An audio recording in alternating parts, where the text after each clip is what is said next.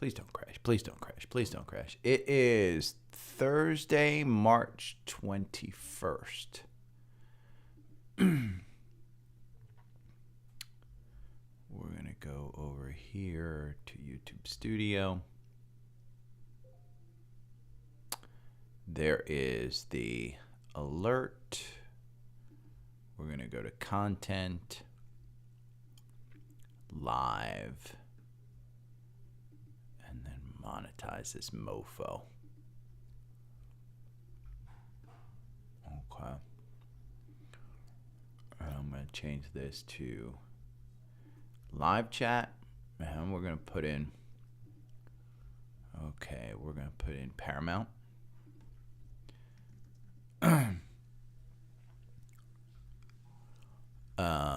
Let's see, jumps on reports.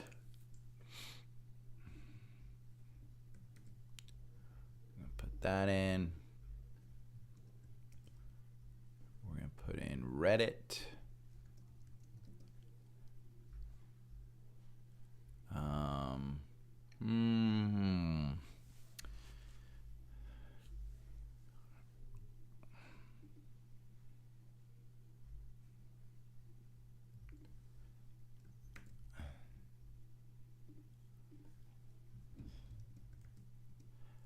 Morning, Rabbit Badger. A-Lab. This is the IPO from yesterday that went crazy. I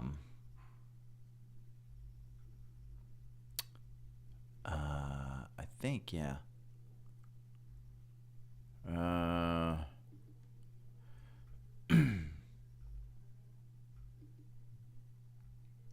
I don't know why it's not. Coming up on Seeking Alpha, but it is not.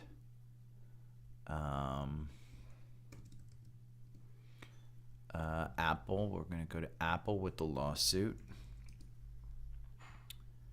Pay hefty fine.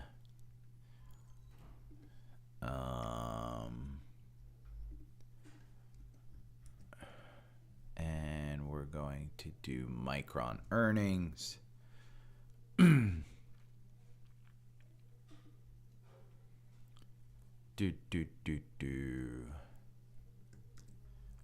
Biggest movers. We'll just do biggest movers.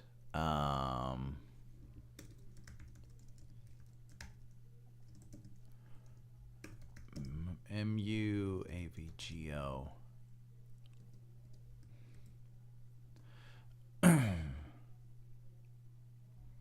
Lee, Lufax, Accenture. We'll just do biggest movers. Let me see. Micron. Do I care about the... Yeah, we'll just say this one. We'll put that in along with a chart because KBH came in line. I mean, that's not a bad move. Listen, you know, if you bought KBH yesterday and you're up, what, almost 4%,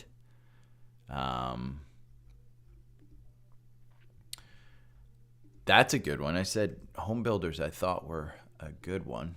Chewy, good earnings, not fantastic guidance. Shanghai, wow. That's interesting. I was in Shanghai in 1993. It looked and smelled far different than it does today. I remember the smell was horrible, and they were building 2 towers that were going to be the tallest towers in the world, but they weren't even like big at all. Wow, this one went up 6% yesterday and then is falling 4%.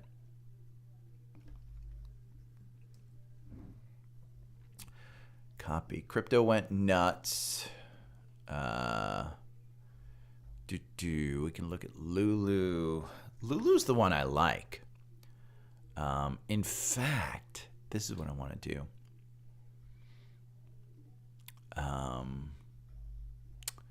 Select metrics, and we're going to look at valuation, and we're going to look at PE.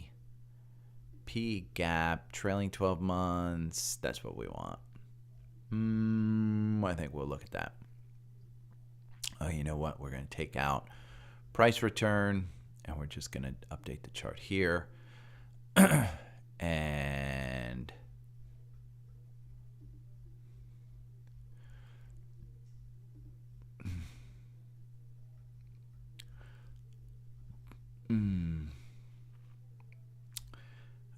I can probably share this chart. Let's see. Performance, price. Let's see if this update's weird. Yeah. I mean, it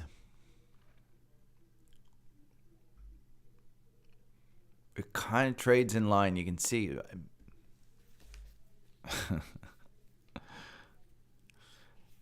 I don't think it's I don't think you have any idea how bad it smelled. And the problem we were told was the sewage there was an issue with the sewage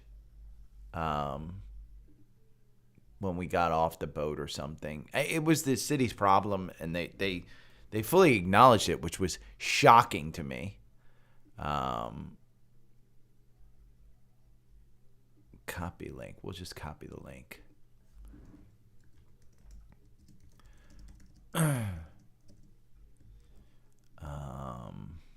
Morning, Steph. Snowflake. Is it under 200, Steph? Because if it's under 200, you got confirmation. I've been buying that one since it got down. I think I'm in at about 165, 166. So let's look at Snowflake.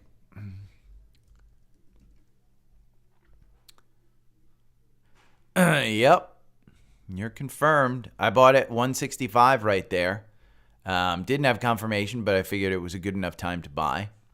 Yeah. I mean, you're in the range. So you don't have confirmation on the weekly. But in my mind, again, Steph, my thing on this is if you're between 150 and 200 on this particular stock, and again, it's different on a lot of stocks, but on this particular stock, I think if you're between those points, I think you're okay, honestly.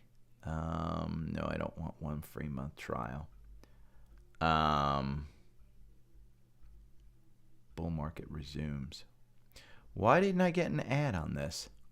Huh. I guess it doesn't like me in particular. I like this one. Let me go home and see if there's any more, and then I'm going to do scans. Apple, biggest movers of the day. Rise on Fed firms. U.S. military discloses final test of Lockheed's hypersonic. Medicare coverage for obesity drug could strain federal budget. I mean, that's a big one. Biden administration nearly $6 billion in loans for public service workers. Vertex expands kidney. We'll read it. I agree with this, by the way. I don't agree with student loan forgiveness as a blanket, but for public service workers and for like nurses, doctors, and things of that sort, yeah, I agree with it. Accenture declares $1.09 CEO takes the Shake Shack top spot. Interesting. Enter Accenture cuts annual revenue growth forecast. Okay. Air Test, NVIDIA, this is not a bubble. SolarEdge, aggressive shares repurchased amidst brutal solar market. I don't agree. Oh, you know what I do want to mention is AVGL. This got an upgrade.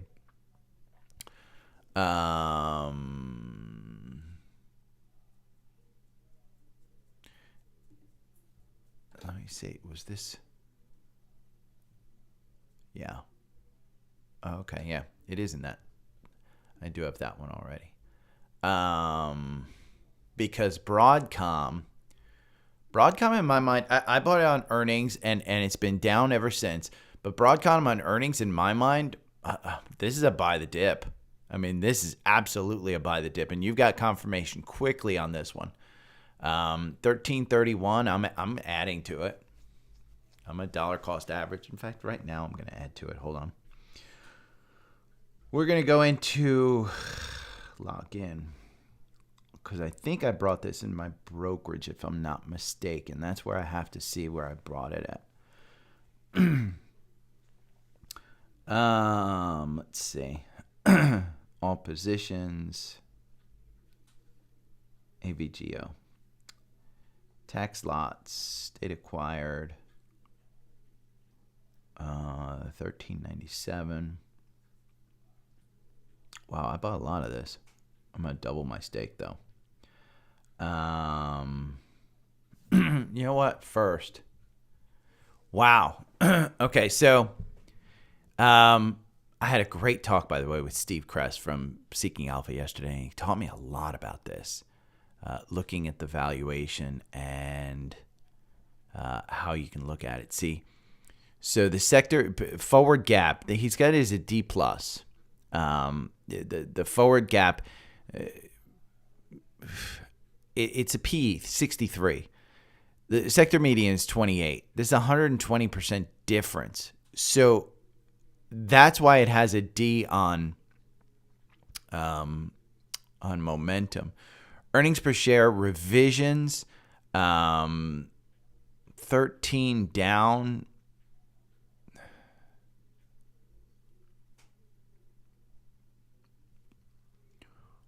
If we go back here, he was funny because he told me this one. I mean, we looked at a lot of stuff yesterday, and I'll release it, by the way, on Saturday. When I release 2 in a day, nobody listens. You guys listen to like one, but you don't listen to the other. So I'm going to release on Saturday. More than Chris, more than Mark. I'll look at net. But AVGO, price target 1507. One thing I told him that I like FinViz for this setup. Upgrade today 1500. Yeah, I'm just gonna buy it. You know, I have to see which account. I think I bought it. Okay, let's see. Individual and yes, I bought it in this account. Okay, so I am going to buy more. I'm going to buy 10 more shares. Let me look real quick. We're going to go to a, this is going to get a buy right here, but we're going to look at the display extended hours, and then we're going to go to a 5-minute. Okay. I am going to buy, yeah, let's just buy 1313.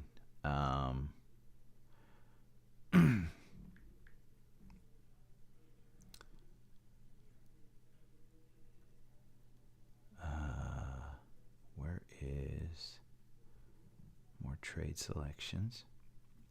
Extended hours. 10.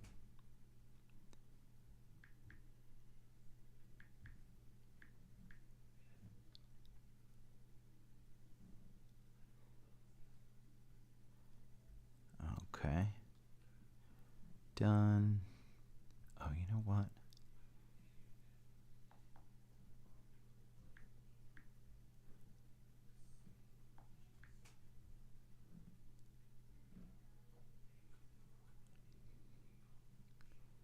Buy.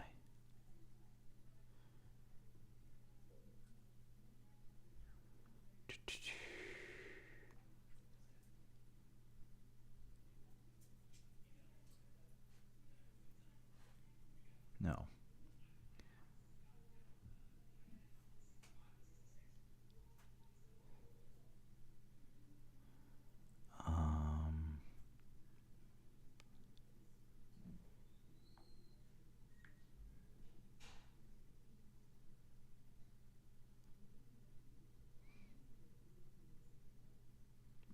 Okay.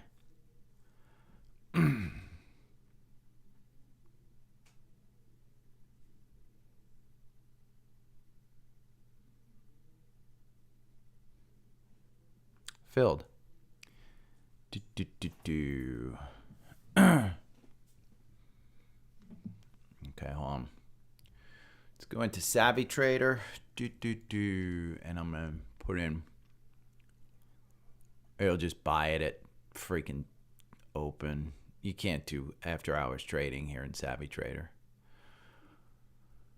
But AVGO.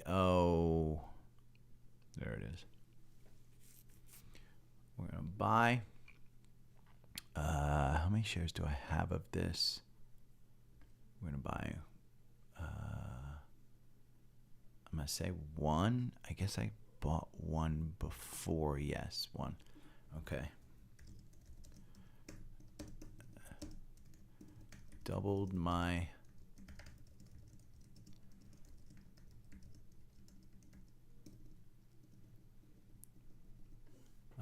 Which analyst is it? It is TD Cowen.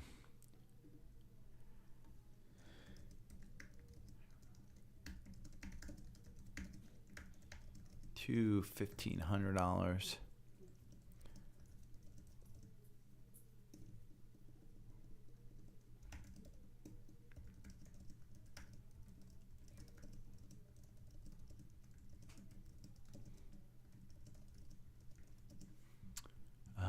Let's see, we're gonna go.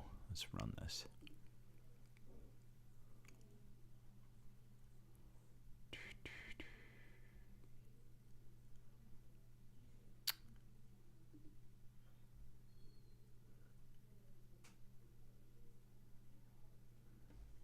Yeah.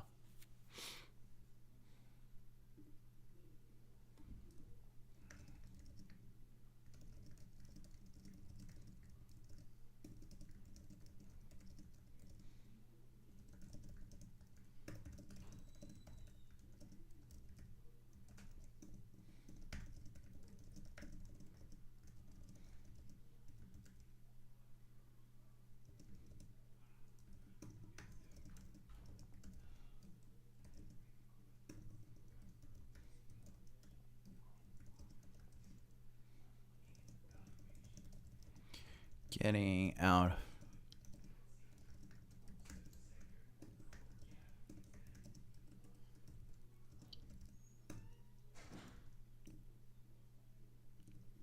I'll say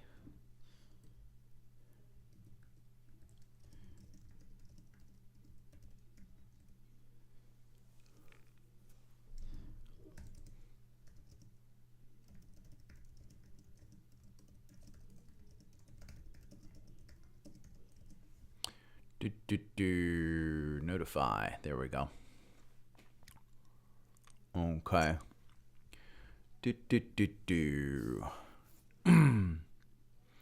It'll buy at the open. Which kind of sucks, but oh well.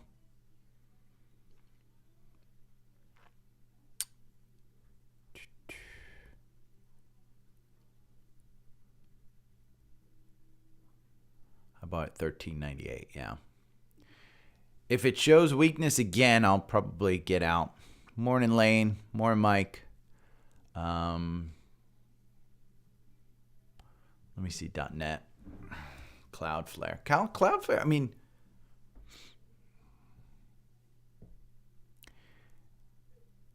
according to Steve, this might be a little bit difficult to justify with all three of these as holds.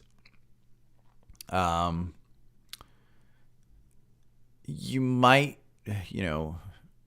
it's 7 out of 24 and it's infrastructure. AlphaPix likes Okta significantly more. And the reason is because, A D plus and the D plus, they're going to grow. I mean, where's the peg? So this peg, he was a big believer in peg. And part of the reason that the quant has it as strong is even though you've got all of these as Ds and Cs and 1B, price to book, solid fundamental, look at that. But this PEG at a B minus, that's basically, PEG ratio is price divided by earnings to growth ratio. Is evaluation metrics. It's calculated by the forward non-GAAP PE ratio divided by earnings per share long-term growth consensus estimate 3 to 5 years. So it's calculated not by seeking alpha, but by the analysts kind of looking at these things. So he's a big believer in that one. And the again, it'll be out. Let's do some scans here. Because I do have to get this thing going. Scans. Okay, we're going to go to the scanner. Honest to God, I have no idea how anybody... wow. Oh, half the freaking core portfolio is on this list. And he may have convinced me that...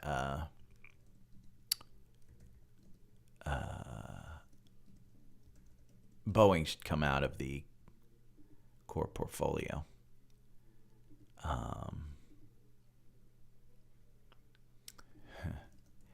Etsy, BLDR, another move, solid positive, but he convinced me maybe it's time to look at a deck flooring company instead. In that space. Bitcoin, nothing really crossed up. Covered call ETFs. Let's see. Anything in this? Wow. Yup. Most of them. Call ETFs. JEPQ. XYLG. JEPI. XYLD. QYLE. Okay.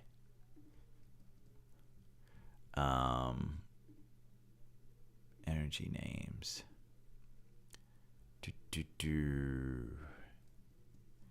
Energy. ALB, NXE, AMR. AMR is a AlphaPix name, I believe. Yeah. Yeah, I recognize that one. It's one that I actually may want to get. Energy names, levered ETFs. Let's see. Did TQQQ cross up? Let's do levered ETFs. FAS, SPXL, TQQQ, COMB, FBL, UPRO, NAIL. I don't think QQQ crossed up yet, though, which is interesting. We'll look at that in a little bit, actually. Levered ETFs, low-cost Vanguard. I think you're going to have a bunch.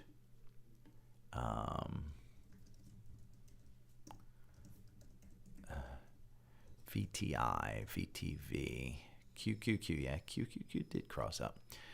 VIG, VOO, SPY, VUG, QQQM.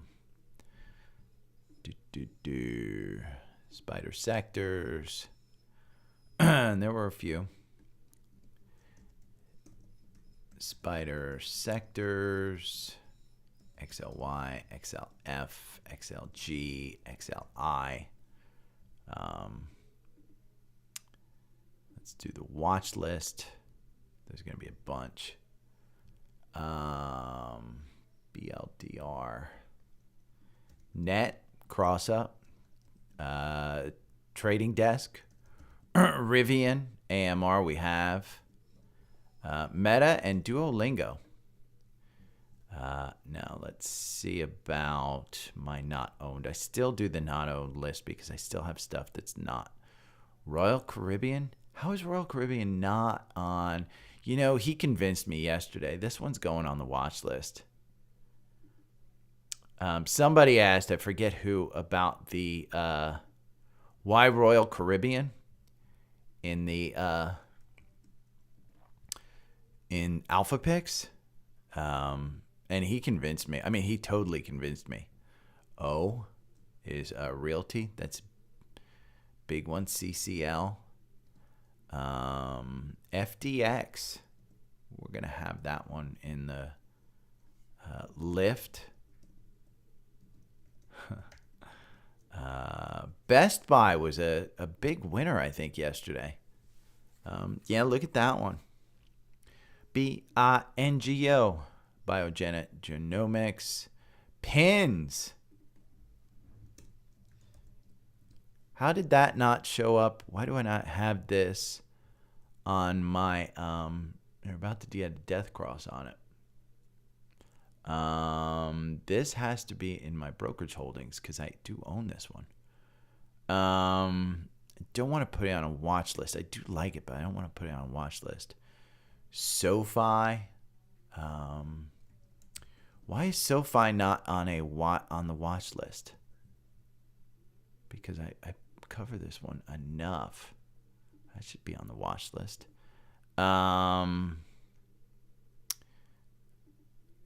Upstart.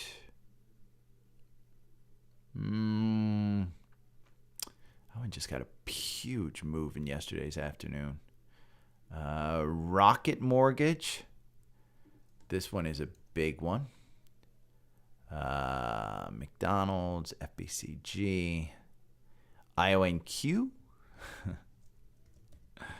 Got another cross up. There we go. Okay, let's look at the Dow.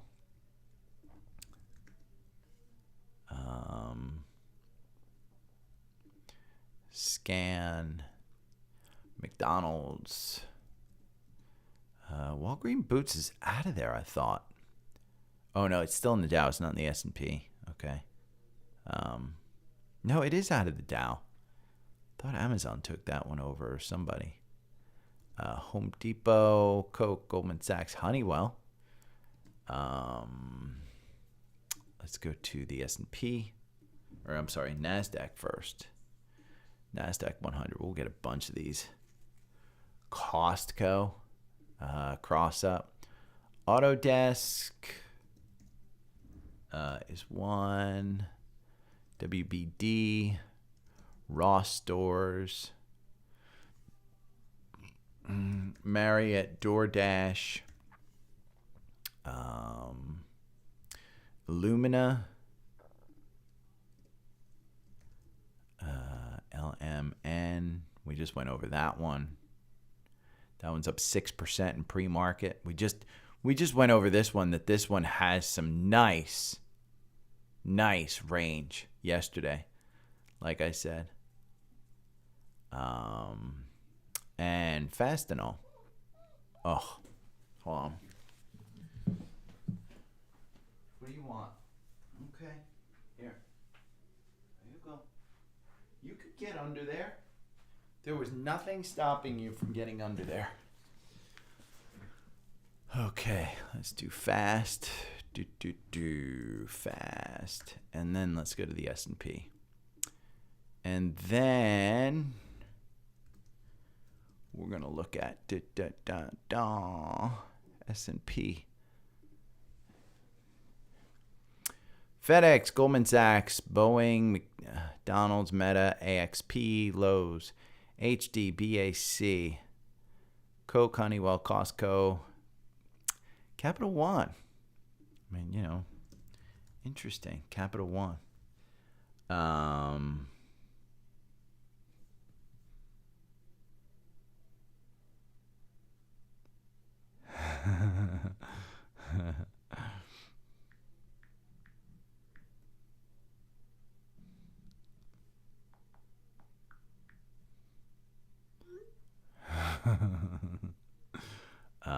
Okay. Sorry. Wow, that's a long list. Okay. We're going to Fed Day, SMCI. Okay. We're going to open this from the bottom to the top. SMCI, LULU.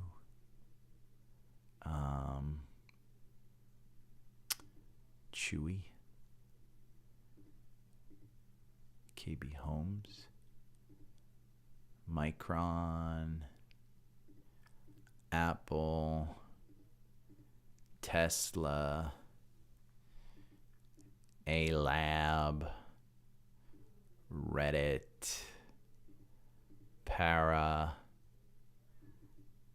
biggest movers of the day, and then this clip. Dun, dun, dun.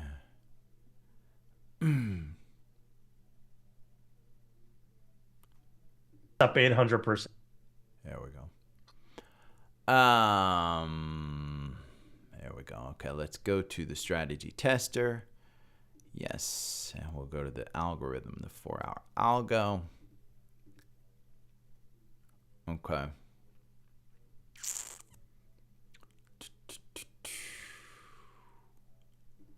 We go to home.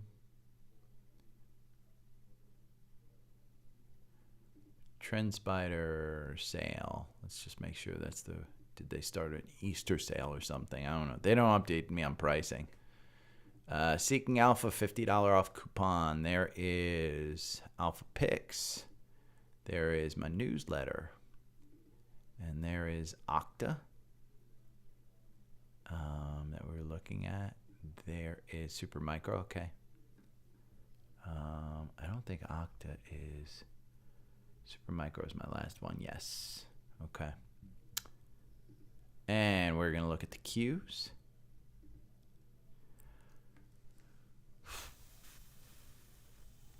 Scott, my ass is saying the same damn thing.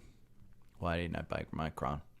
I set it up perfectly. I mean, if you're new here, okay, this newsletter is absolutely 100% free. If you go and look at the 19th, 2 days ago, I said to watch, and I said watch Micron earnings. There's Cloudflare. Micron earnings. Here's the preview. Micron weekly chart. Key point was weekly has its resistance back in 2022. Nice rounded bottom. And if it breaks out, it could see a run to 135 to 150. Wait until after earnings. Yeah.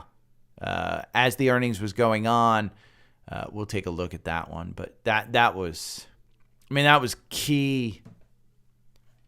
Plain as day. No, it wasn't in the paid one. It was in the free one. Shit. I wish I provided that much, that good of stuff to absolutely every paid subscriber, but that was in the free one. I mean, that's what makes it even more annoying is that I put it in the free one and I didn't even take that trade. But hey, you know what I did miss, and I'm sorry I missed it, but God, SMCI is way up. You know, for anybody that got this under $900, kudos. I am still sitting on a good amount of this, but I want to rebuy it in my retirement account, and I don't have it. So I'm waiting, but it hasn't gotten confirmation. But in pre-market, it's at 925, which brings it almost to filling this gap on the way up. So the gap is between 927 and 960. Remember, it gapped down. So it hasn't covered this gap during trading hours. Doesn't mean that it has to, but it hasn't covered that gap. In this one, the gap is still open from about 804 to 820. Doesn't mean it has to, but it's you know, it's good. So let's look at the Qs. We're going to start out on the Qs. And algorithm got you back in. In yesterday's afternoon action, the candle was 1.22%. That's big. Algorithm gets you in at 443. You are trading at 448 in pre-market. So hit that thumbs up button.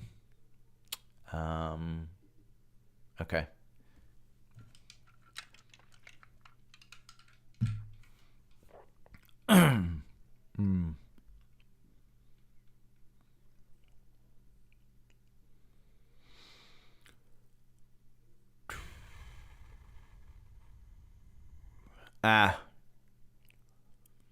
I'm telling you, I will release, and Scott, I will release the video of myself and Steve Kress going over SMCI versus NVIDIA. I mean, it's a masterclass. If you're into fundamentals, it's a masterclass on how to look at that one. By the way, good morning, QOQ, and good morning, Jay Cesar. It's just a masterclass on, and he shows you how to use Seeking Alpha and how to look at stuff, what metrics he uses in the quant. Remember, this is the guy who's in charge of that quant rating, so he's really good. Full disclosure, I was completely intimidated yesterday. The guy he ran a hedge fund. He was at Morgan Stanley. He sat next to freaking Mike Wilson.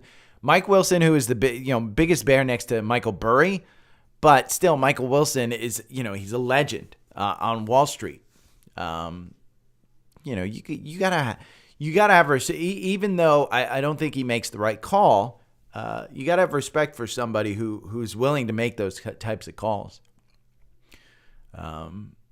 They can all be leading on Savvy Trader, and you don't lead for very long on Savvy Trader. I mean, let this be a lesson to you.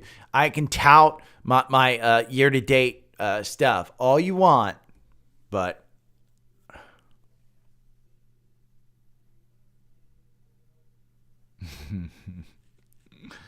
yeah. Here we go.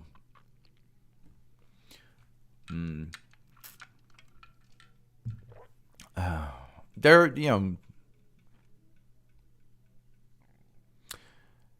yeah, Mike. Hey, Mike, I thought of you with the Neuralink.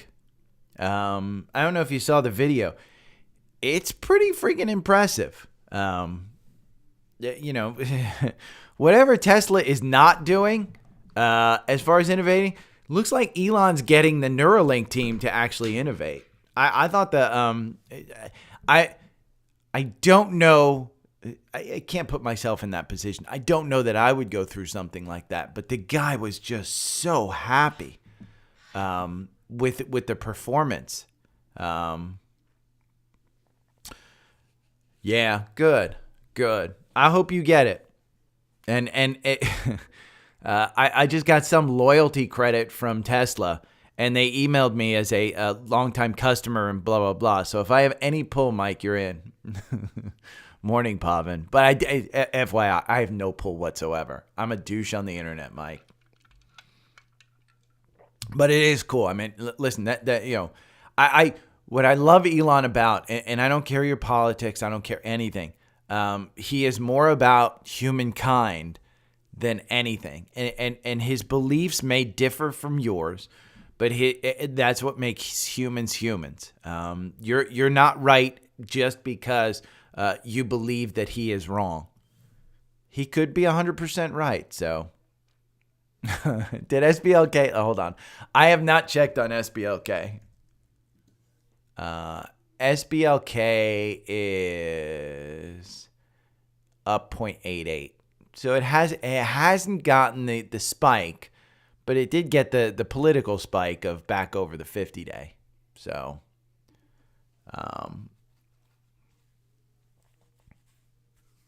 okay. Okay. I'm going to get started here. I just got to get my bearings. But FYI, anybody get Shopify under 80? Should I rub that in more? Don't worry. You're coming up here to cover this gap to 88. Do not worry if you didn't get in at 80. You still got a nice 6-7%. You can get in there. I mean, that's a 3.5% move in the afternoon yesterday. RSI's moving a little bit high for me to start buying, but you got confirmation. You're moving over the 50-day. The 50-day has started to maybe turn a little bit more positive. Still negative, but yeah, let's go QQQ. Bum, bum, bum, bum. Palantir up 3%. SMCI up 3%. It's the usual suspects. Meta back over 500. Microsoft got an upgrade. Just keep buying it. Brandon posted something funny, by the way. I'll bring you over here. I think Brandon, at this point in time last year, started listening to me. And he posted this. NVIDIA, buy at 170. Google, buy at 80. Apple, buy under 100. Tesla, buy at 150. And that's March 4th from 2023.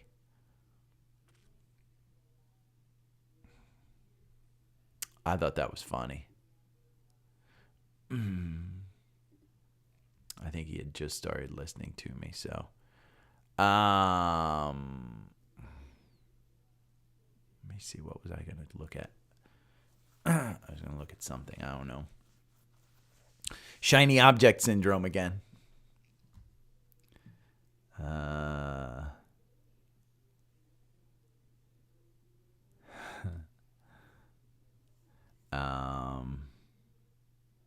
Oh, sweet. Okay. My travel arrangement, I just, so everybody on the podcast knows, you guys, or, on YouTube Live, you guys get the first word. I am going to Orlando the 3rd through the 7th. So that Wednesday, Thursday, and Friday, you might not have a podcast. You'll definitely have the newsletter. Okay.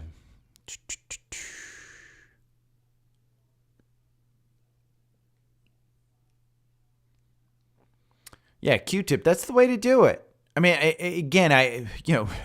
if you started buying at 40, you've doubled your money now. My suggestion, Q-tip, in that particular name, because it's so volatile, because it is one that, in my mind, I think it's like an apple. You just kind of put it away and forget about it. But if you're up to your ears in that one in Shopify at $80, if you're at long-term capital gains in your brokerage, start trimming a little bit once you get the doubling to try and up your again, as long as you're under $400,000 a year. So yeah. Q, you will have to wait until the podcast comes out. That's going to be Saturday. So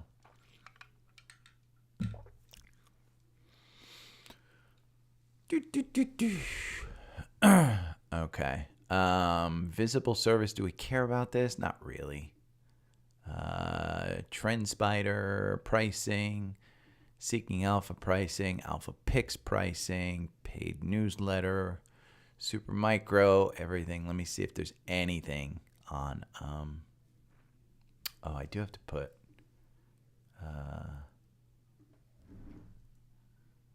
I bought more AVGO with the upgrade. In fact, I think I have AVGO in my. Hold on. Did I put it in my brokerage holdings list? Yes. Oh, and for once, I'm positive on a buy that I did after hours. Look at that. It's not in the core portfolio. It probably should be in the core portfolio, to be honest with you, but it is not. I probably should have bought it at this point, but I wanted confirmation. I wanted to see that MACD cross up. It will get a buy today. Roblox is still under 40.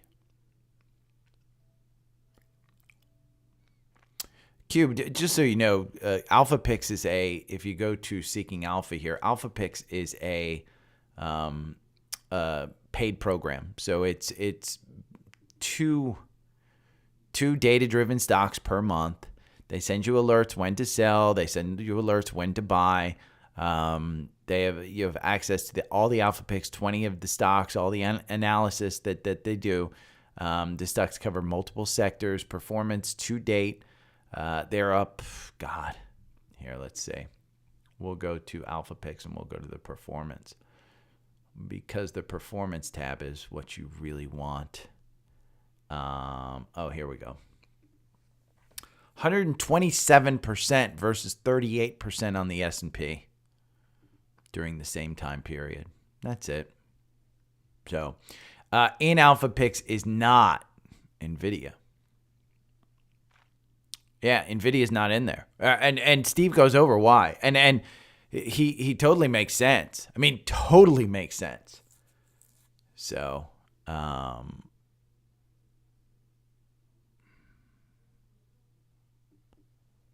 Micron past 2000.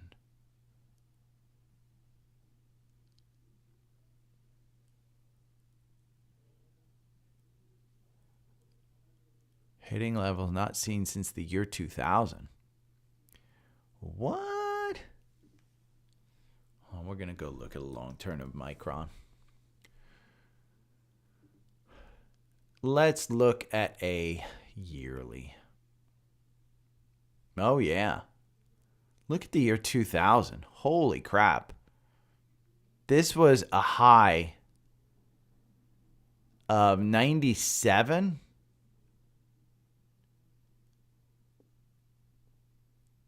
Wow. High of 97. It opened at 38, closed at 35, but it went all the way up to 97.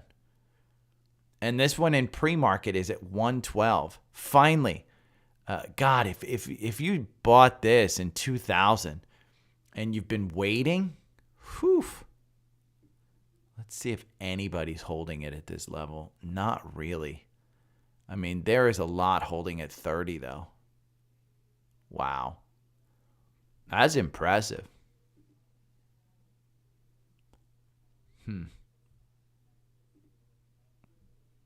That's really impressive. Okay.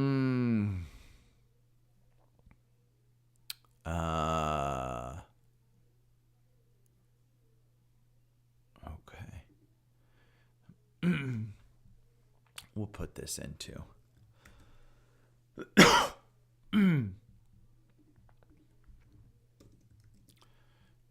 And I'm going to move this. We're going to do another one. And we'll move this back here. And there we go. Home.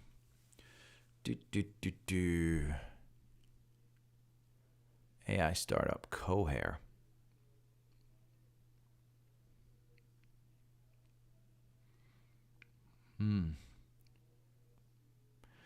Attempting to raise $500 million on a valuation of nearly $5 billion.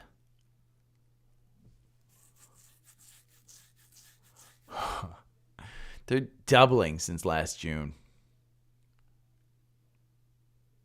I mean, if you want to invest in the companies, it's Oracle and NVIDIA that have investments in this. So that's the way to do the AI play. Okay.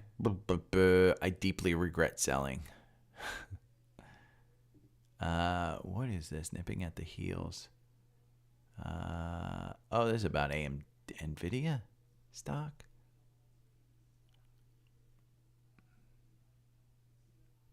No.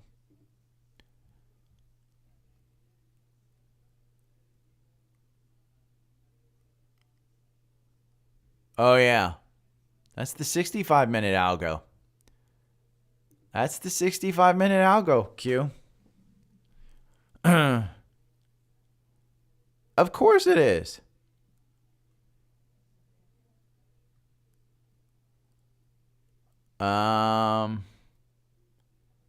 Wait, Schwab does fractional shares.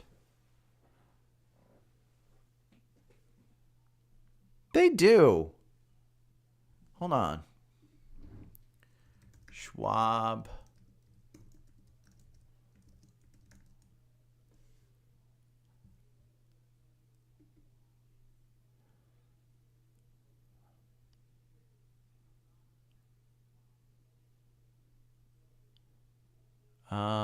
Fidelity, I know, does.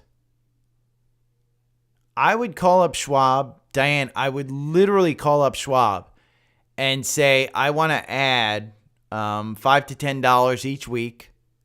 You may have to start it out with a certain amount of money. Maybe it's, a couple $100 or, $500 to open the account. That's crazy. Hold on.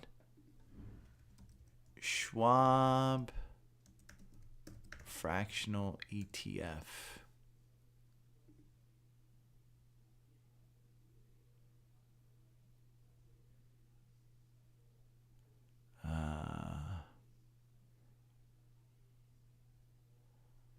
That's crazy. Oh.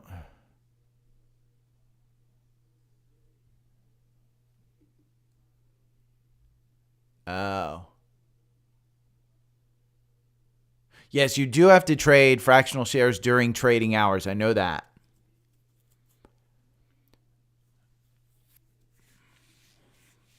But Diane, I would call or chat. Chat with them.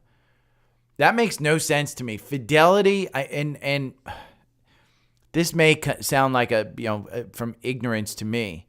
And after hours is only whole shares, 100%. And that's, I think, for most everything, unless, individual stocks, you can still buy fractional shares because I just bought 10 shares. I bought whole shares of AVGO. So I don't know.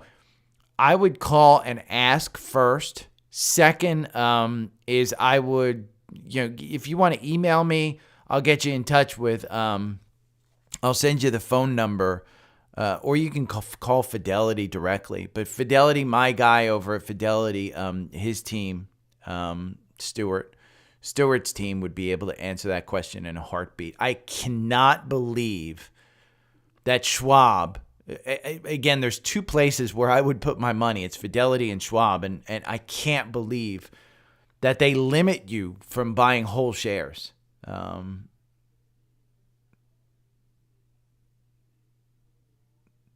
That, to me,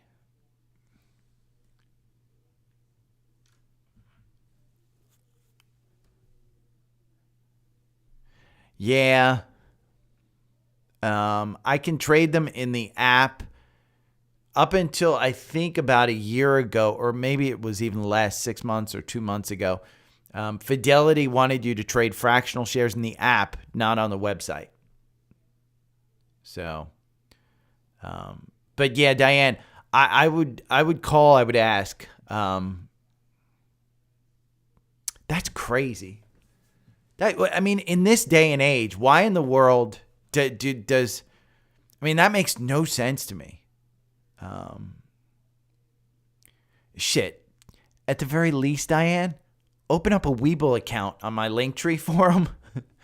Webull will let you join, buy fractional shares, 20, I think it's almost, after hours. It's from 4 a.m., I believe, until 8 p.m. Webull allows you to trade. But you can do fractional shares, I think, there in ETFs.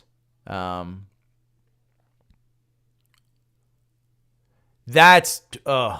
I know for a fact I bought fractional shares because I bought I think $50,000 or, I just put a dollar amount out there for my parents and it was fractional.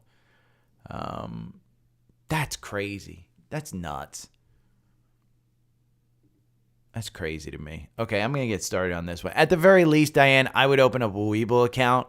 F Schwab if they do that. I'd move all my... Part of that, it's funny because you say stuff like this, and it gets me fired up because part of my my biggest issue with all of the other brokerages when I moved to Fidelity was this type of service where they don't give you a reason, they don't give you a specific stuff. And I had a lot of money, and so I was kind of one of those people that was courted. And yes, I was courted. They threw money at me. They threw dinners at me and stuff like that. And it was just something that happened during those times when I was looking for a brokerage. And I had Schwab, I have TD Ameritrade, I had Bank of America, I had Merrill Lynch, I had E-Trade. And I had TD Ameritrade. I had 5 or 6 different brokerages all at once, I'd rolled over some stuff to different places. I wanted to try different trading platforms during the day. Back in the day, they all weren't as ubiquitous as it is today, where you had your choice of stuff. And some, offered better services for direct deposit. So I had some money going some to about like 3 different places. But Fidelity, in my mind, answered questions super quickly, super honestly. I tried to, cross them up a couple of times, didn't cross them up. So that's why I push towards Fidelity. But people have different experiences too. It's not all the same. Fidelity isn't 100% with customer service. I know that. But Schwab, that shocks me about Schwab. Even for the little customer, I know Schwab has been a good one. It's not that advanced traders don't use Robinhood. It's that Robinhood is an app, Q. It's an app. It's great on the mobile phone. If you want an advanced trading platform, somebody who's using TrendSpider is not going in and using Robinhood to trade with. They're using Advanced Trader, Active Trader Pro. They're using Thinkorswim. They are using E-Trade's online tool. I don't know any advanced trader who trades on their freaking phone. I mean, you just can't do it. You're not fast enough. You can set your keyboard with hotkeys to a bunch of different things. And Fidelity Active Trader Pro, I know has, I forget what it's called, Trade or something, where you can set your stop and you can do 1 minute candles, Trade Armor, I think is what it's called. And you can set to scalp like a 1% gain, or a 1% loss with a 2% gain, and just leave it and forget it kind of thing. But yeah, and the other thing is, Robinhood, for instance, I had to wire, what was it, $40,000 to Tesla to buy my car. Try that with Robinhood. Fidelity, it was free. And it's not because I'm a high net worth individual. It was free. I mean, try that with try that with Webull. I recommend Webull as not as a broker, as a trading platform. That's it. It's a trading platform. It's not a brokerage firm. So as you start to get more money and you get a little bit more into, hey, I want to manage my retirement. I mean, Robinhood doesn't have retirement, services. I can run what's called a Monte Carlo analysis of all my accounts in Fidelity to get to where I'm going to have retirement. FYI, it says I'm going to have like $80 million when I die. And yeah, Q-Tip is right. It was the GameStop saga. I mean, F them, F Vlad and those guys. I'm just not a big fan. But yeah, like Chris says, Webull is fun, and the app, it is tremendously far better. And I talked to Fidelity about this. I've got some pretty high level contacts at Fidelity, and I said, "Why does your app freaking suck? Your app sucks. It just sucks. The charting on it sucks. Trading on it sucks." And their complete and honest assessment to me was, we can't be everything to everybody. And so we've got long-term clients who like the simplicity of the old app. They don't want new bells and whistles. It's the same reason they don't make a Mac-facing Active Trader Pro. It's in a Windows shell. Less than 1% of the people use Active Trader Pro of their clients. So, okay, let me get started on this one. No, Tyler, I love LULU. Here is Lululemon, just so you know that I'm going to bring it up. It's going to be later in the podcast. But here is PE, the PE versus price return. And so you can see we've kind of diverged, and it's actually cheaper than it has been since December. So we've gone down in PE. So I think the expectations are a little bit low on LULU. I like it. Yeah,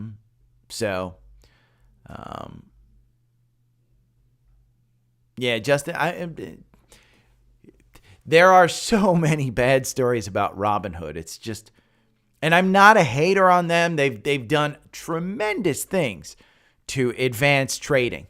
But they have, I just think when it came down to, sticking your nuts in the vice, and trusting, if okay, let's talk a metaphorical here. You got your balls in a vice, okay? And on one side, you got Fidelity. And on the other side, you got Robinhood. And then in the middle, the person guiding both of them is Citadel. And Citadel is saying, we want you to start turning. Robinhood will absolutely start turning that vice and tighten your balls and crush them. Fidelity may actually hold off on that. So that's the way I view things. But that's just my take on the world. Okay, let me get started on this because I think my housekeeper's coming at some point in time. Good morning. It is Thursday, March 21st, and I was just going off about Robinhood. It's not a good, it's a good trading platform, not a good brokerage. Even Webull, who I tell you guys to go to on my Linktree and open up an account, fantastic trading platform, fantastic app. It is not a brokerage house. Make sure that if you have retirement funds, if you have enough things, Diane was just talking about how her son was trying to get fractional shares of an ETF in Schwab, and they wouldn't allow fractional shares. Fidelity, I don't think you have any problem buying fractional shares in Fidelity. If you want to hook up with Fidelity, just let me know. Email me. Go over to my Linktree and just email me and say, hey, I got a bunch of money that I want to move to Fidelity. I'll send you over to my guy, Stuart. I got a guy. I'm from Jersey. I got a guy. Talked yesterday with Steve Kress. God, this guy is so good. I put this little clip. It's a 1-minute clip on Steve talking about SMCI. Steve from Seeking Alpha. We talked about more than just alpha picks. He is the head of quantitative strategy for Seeking Alpha. So if you go to Seeking Alpha and you look up, let's just look up Apple, for instance. Let's look at Apple, because if you go over here and you have the premium, there's what's called a quant score. And then you see the factor grades. Steve explained to me, like an absolute artist, how to use these factor grades and what you want to look for in a stock. Went over NVIDIA versus SMCI. We went over why NVIDIA is not in the Alpha Picks portfolio. So remember, there are two services for Seeking Alpha. There is Seeking Alpha Premium, which I provide you a $50 off coupon on my Linktree, linktr.ee/dailystockpick. It's the second link. This gets you access to all of this stuff, the rating summary, the factor grades, all the news story, all the analysis. It gets you everything like that. Some people don't want to analyze their own stocks. They don't want to import their own portfolio and have it grade their stocks. Some people just want 2 stocks a month.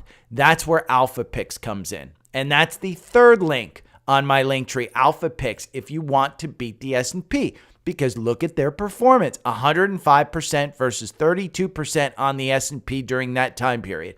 It is 2 stock picks a month.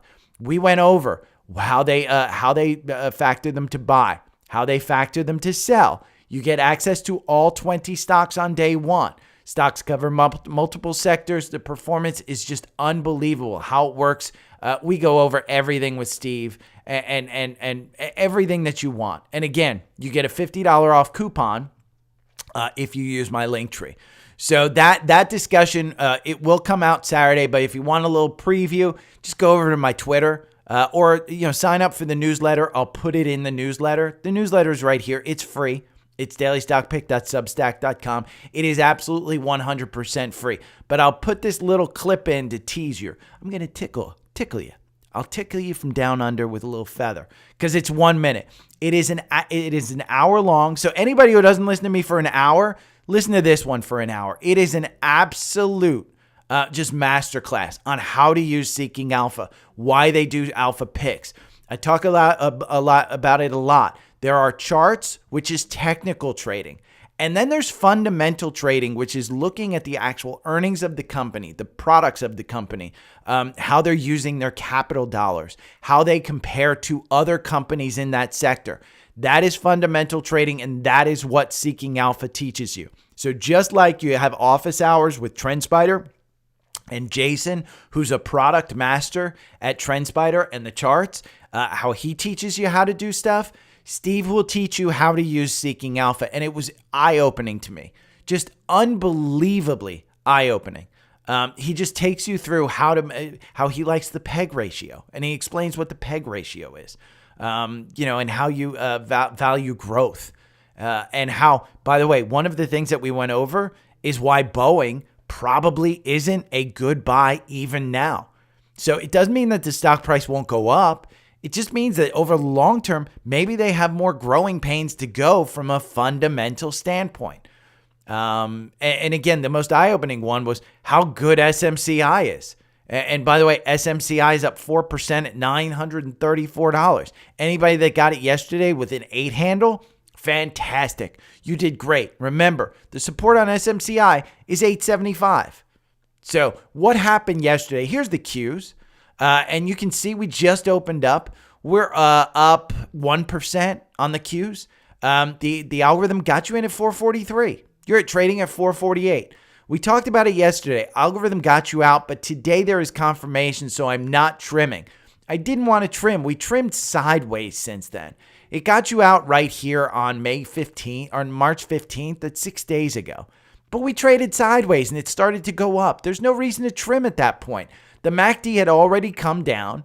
The RSI had already come down. You were seeing a little bit of divergence where it just traded sideways. Now we've got a MACD cross up and we've got an entry on the algorithm.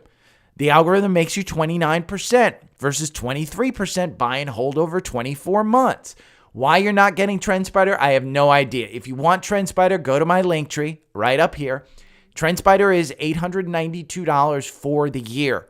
If you're trading with a large enough portfolio, you can absolutely make that money back, no problem. Not only make that money, but on the downturn, on the potential downturn, you could actually save money. Because again, remember, the algorithm is not just about when it gets you in; it's about when you get when you get out. So again, the Qs, where were you? Look at the afternoon candle on this one. This was the big one. The afternoon candle was a 1.22% gain. You opened at 438. You closed at 443. Again, the algorithm got you in at 443, the closing price.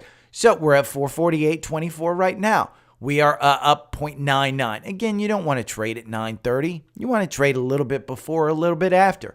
What happened yesterday? Well, Jerome Powell basically said, hey, we've got 3 probable rate cuts, and they're leaning dovish. The economy's strong. Everything's going well. Powell just kept rates the same. Everything seems to be fine. So that's what happened yesterday. Bull market continues. You want to be in stocks when this is happening. Steve said yesterday, and you'll hear him say it, I don't care about 52-week highs. I don't care about all-time highs. I care about momentum. I care about earnings. I care about valuation. And so he was going over all that stuff. It was just a great one. Biggest movers of the day. If you guys didn't notice, Micron, MU, was up 18%. And you know how you could have played that? I didn't play it. I'm as dumb as everybody else. But here, 2 days ago, I put in the free newsletter. Again, this was free. This isn't paid for. I put in the free newsletter. Micron weekly resistance had back to 2022. It's created that nice round bottom. And if it breaks out, you could see a huge run to 135 to 150. Wait until earnings. Well, earnings came. It was up like 5%. I remember it was up 5%. I wasn't watching it, but I looked at the candles. It was up 5%. It went up 18%. If you just traded with confirmation, you could have gotten this one. So let's take a look at Micron here. Micron is up, let's see, Micron is up 14% right now. Look at that gap. Do you want to trade it? No. Do you want to buy it here? I would say no. I would wait until the afternoon candle for you to see it. But I do think we have 135 in the tank on this one. If we look at Micron, and I'm going to go to Seeking Alpha real quick. We'll take a look. There's Apple. And we'll just take a look at Micron. Because let's take a look at what the quant and everything else says. Quant says hold, and the reason is the valuation, profitability, D+, revisions, A+, momentum, A. Momentum is A. You don't want to go past the momentum. Even though the valuation is an F, take a look at this. And one of the things that Steve pointed out to me was the PEG ratio. And where is the PEG ratio? I guess there it is. Oh, they don't give PEG rate. Didn't give forward guidance. So, not material. I mean, a little bit of a problem. Sales is a D+. We can look at the price to book. It's well below price to book. Forward, even well below. Cash flow, well below, about half of what it is. Dividend yield, they don't really pay a great dividend. But you're not buying Micron for the dividend. Micron, what shocked me is when you go back and you look at a yearly of this, Micron is back to where it traded in 2000. I mean, literally back to where it traded in 2000. This 2000 candle, this is a yearly chart, 2000 candle, the high was 97.50. So it traded back to where it was 2000. You just have this nice dip, you're breaking out. So that's why I think it's got 150 in it. But I did put that in the newsletter, and you can see it. Again, this is a free newsletter, so it's good. Another one of the big movers today, AVGO, Broadcom. This is one that I bought on earnings. I thought it was going to pop. It was setting up nicely. I bought 10 shares of it. I just bought 10 more shares of it this morning at $13.31, about where it's trading right now. The price target was raised to $1,500. I could have gotten it at $13.29. You will probably get an entry in the algorithm on this candle. So when I'm on air tomorrow, AVGO will show up in the cross ups and look at my newsletter. If you go down to the bottom, you'll see scans. That's where entries in my algorithm are. You can look at these charts. If you have any interest in any of these names, go look at the charts and it's entries in there. So AVGO is the other one. It rose on there. Company's announcements of latest artificial intelligence infrastructure offerings at an investor meeting. Biggest stock losers, Li Auto plunged 7% after consensus. They revised stuff. Lufax Holdings, Accenture, you can read all about that. Paramount Global. This is one of the streaming services that I barely ever watched, to be honest with you. It popped. It popped yesterday on news that Apollo Global made an $11 billion offer for the company's film and television studio. The only reason this is popping, the only reason this is going anywhere is because there's interest in buying it. That's it. This will go nowhere other than when there's interest in buying it. It is down 2%. I often say this, any reaction in the market is an overreaction. If you got the algorithm and you bought it at 10 because the algorithm told you, fantastic. You're up nice 20% right now. Take your profits and run. There's 200 days. If it gets up here, it's going to provide significant resistance at 13. You're better off just getting out now. Unless you think that the buy is going to go through. If the buy is going to go through, fantastic. But that's the only reason this is going up is because somebody offered to buy it. Reddit IPO, it priced at $34. Is it worth it? This dude from Seeking Alpha, he's one of the analysts. He says, hey, it's going to $60. I have read. This might be cheap. And it might be cheap just based on some of the value in its AI data. So it could license its AI data, and that's how they will make money. Just understand this company is not making money. If it starts to go, because there was another IPO yesterday, Astera Labs. This one soared 73%. ALAB. Let's see if it's in. I don't think it's going to be in a chart. ALAB. It is here. Let's see. It's not going to run on the algorithm, but it is going to show you that it is up at $74. It is up another 20% today. If for some reason Reddit is able to do something like this, then it's worth trading. Do not think you're going to buy something like this and hold it for a long period of time. My suggestion is absolutely trade it. But Astera Labs soars because the latest chip IPO. It's just a chip company. It's got some big name investors. Morgan Stanley and JP Morgan were the lead underwriters. You can see British architecture firm ARM return to public markets. I mean, this is just anything AI is going nuts. Tesla. This is a strategy in TrendSpider. It is basically enter on a long bullish MACD, exits on a bearish MACD. I talked about it yesterday with Steve Kress about Alpha Picks and how they actually have back tested Alpha Picks for years and years and years, and they know that that their Alpha Pick strategy, the quant strategy that they have, beats the market. And when they say that it beats the market, they actually back tested it. Now, understand, back testing and previous history doesn't produce future results, but the best prediction of future results is the past. So if you want to look at the past, you can backtest. That's where TrendSpider comes into play. It is super, super good at this. For instance, this 4-hour algorithm on Apple. Apple, if you bought it and held it for 24 months, 2 years, you're up 4%, 4.5%. If you, for instance, just use the algorithm, you have 28 positions in Apple over 24 months. So you're trading about once a month.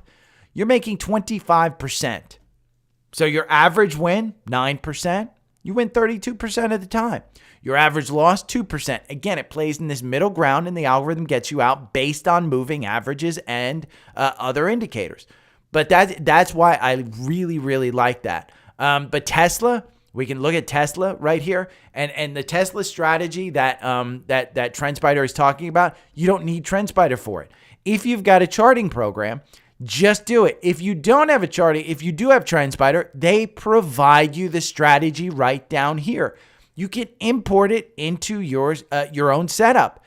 Daily MACD cross-up with TrendSpider. It's Tesla, 43 positions over 5 years. Over 5 years, it makes you 1,313%. Buy and hold over 5 years makes you 852%. So you almost double, almost 4.35 risk reward, 25% average return. Well, guess what? On the daily, you're almost crossing up. Here on the daily, you can see my 4-hour algorithm actually gets you in. Here on the daily, look, we're crossing up. So if you don't have TrendSpider, don't think that you need it, but the back testing is super important. My 4-hour algorithm, say you don't want to go back 5 years. Say you just want to look at Tesla over 2 years and you want to look at performance. Well, my algorithm makes you 55% versus losing 45% over 24 months. You have 23 positions, so you don't even trade once a month. Your wins, 43%. Your losses, 57%. Your average win is 17%. Your average loss is 7%. So again, 172 was the buy-in. You're at 177. You have confirmation. The daily is just confirming a little bit later. So we talked a little bit about Apple. Apple is likely to pay a hefty fine, may change their business model as the Department of Justice. My big thing, the Department of Justice hasn't won one of these damn things in a long, long time. What makes me think that they're going to win something here? They're not. They're going to come to some type of settlement, and Apple is probably being pushed more from the European Union than the Americans. So that's all they're doing. I mean, they're just, it's like a bully holding them up. That's all it is. I mean, that's what the Department of Justice is right now. So it's been anticipated. It's priced in the market. I don't expect anything. Dan Ives from Wedbush, he wrote an article about it, and he said, hey, they're just going to pay a hefty fine, and they may change their business model. He didn't change his price target. He didn't change his rating. So he's still got a $250 price target on it. I think it's fine. Want to read more about Micron earnings? You can look at it here. I'll put that article in. Another one that beat yesterday that I said was a good opportunity is KB Homes. KB Homes actually turned out to be really good bet if you bet on it yesterday before earnings, if you didn't even wait till after earnings. If you just bought it yesterday at the open, let's see, it opened up yesterday at 68.22. You're trading at 71. It's homes. We have a shortage of homes here.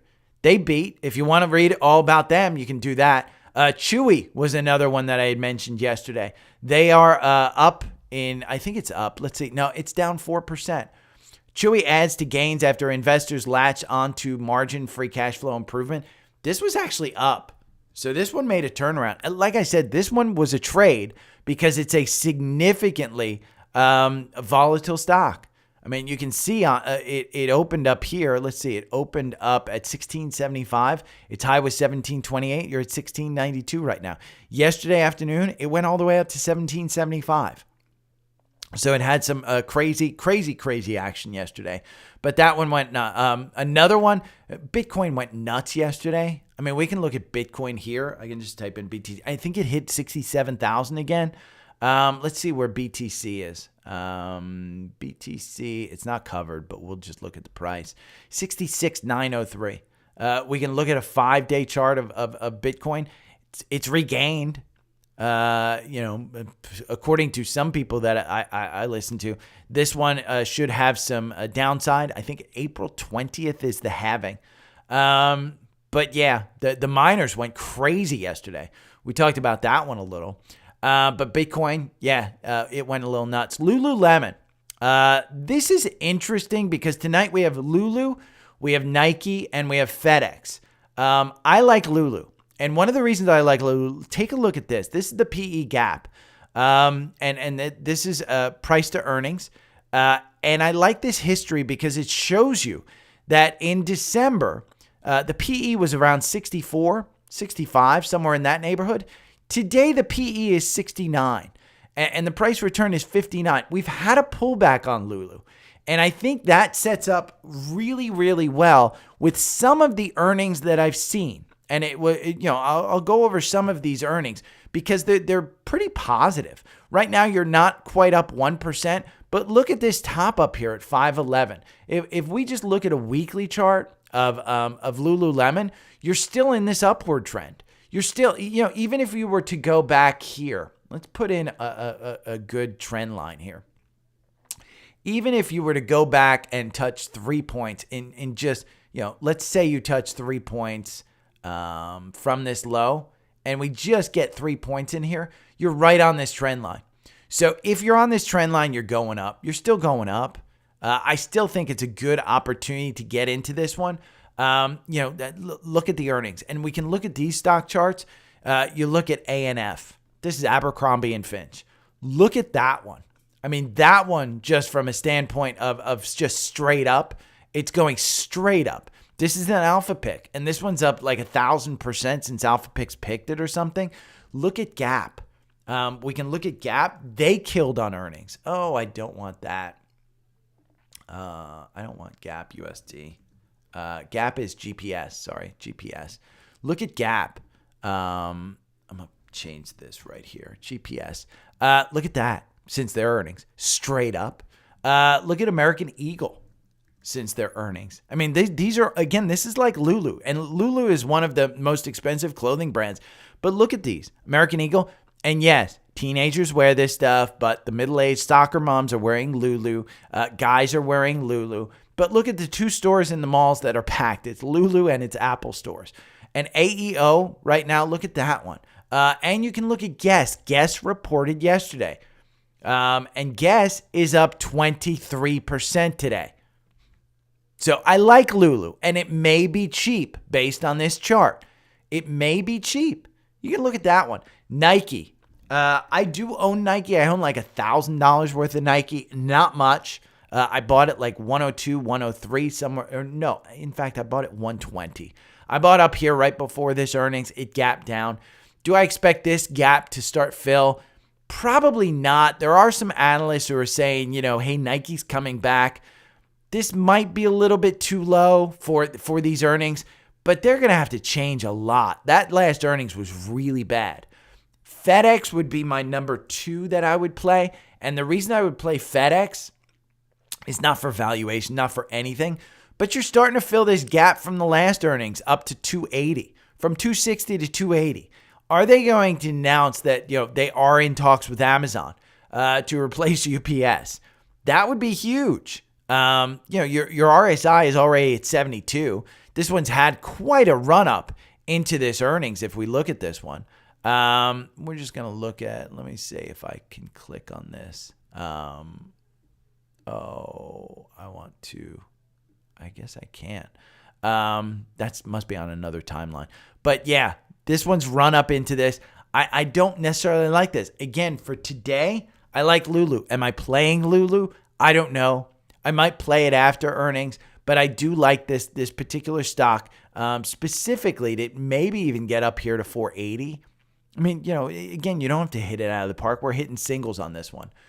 So LULU, I'll post that chart of the PE. Supermicro, time to market is its strongest most. This is an article from yesterday at about 8:55, so it was after I did my podcast. This was interesting. Their speed, they basically, when NVIDIA announced their Blackwell stuff, the second that was announced, SMCI came out and said, hey, we have racks filled with Blackwell, so we can install them starting when they come out. That's pretty much the speed to market that you want with this. And so, they say, hey, it's a good thing. Now, SMCI, I continue to say, if you can get this with an 8 handle, grab it. Grab it. I am not loading up on the 8 handle. I will dollar cost my average way in, but this MACD has gone down here. It's starting to flatten out here. 875, we talked about, with 875 being a support level. Again, if you're going to buy like 3-4 shares, the difference between 875 and 900 is like $100. It's not that much. It is percentage-wise a decent amount, but this in my mind is not something that you necessarily just buy and then the next day you get rid of. If it runs up 100%, you probably want it. I do think we regain this $1,200 price point. So, and I think we gain it fairly soon. Their earnings are coming up in April, late April, April 30th. So you've seen right here, if we just pull this back, let's pull it back to the last time the algorithm got you in, because the algorithm has you out, by the way, right now. It has you out. But if we pull that back, you're seeing a large amount of volume show up here between 864 and 903.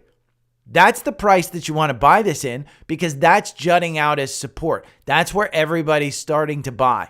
So this gap down here between 822 and 496, you may never get a chance to buy that because there's so many buyers showing up at these levels.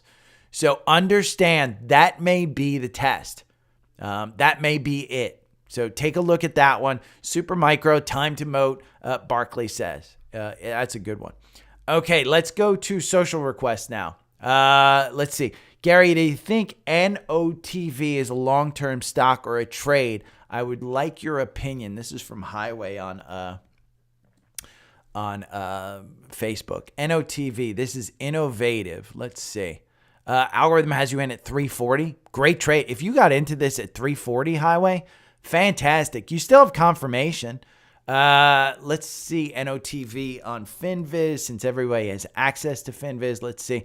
It's a healthcare stock. I don't know if it's a buy or hold. I know nothing about healthcare, Highway. Nothing. Nothing about Highway.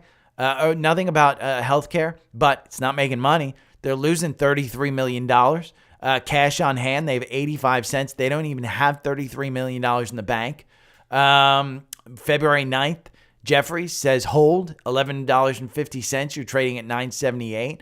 Your target price is $15.50, but there's only been one this year, and that was Jefferies. If we look at insiders, are they selling? No, they're buying. In December, they're buying at $3. That's a decent amount from a company with a rather small market cap. Let's see, NOTV. Let's check it out in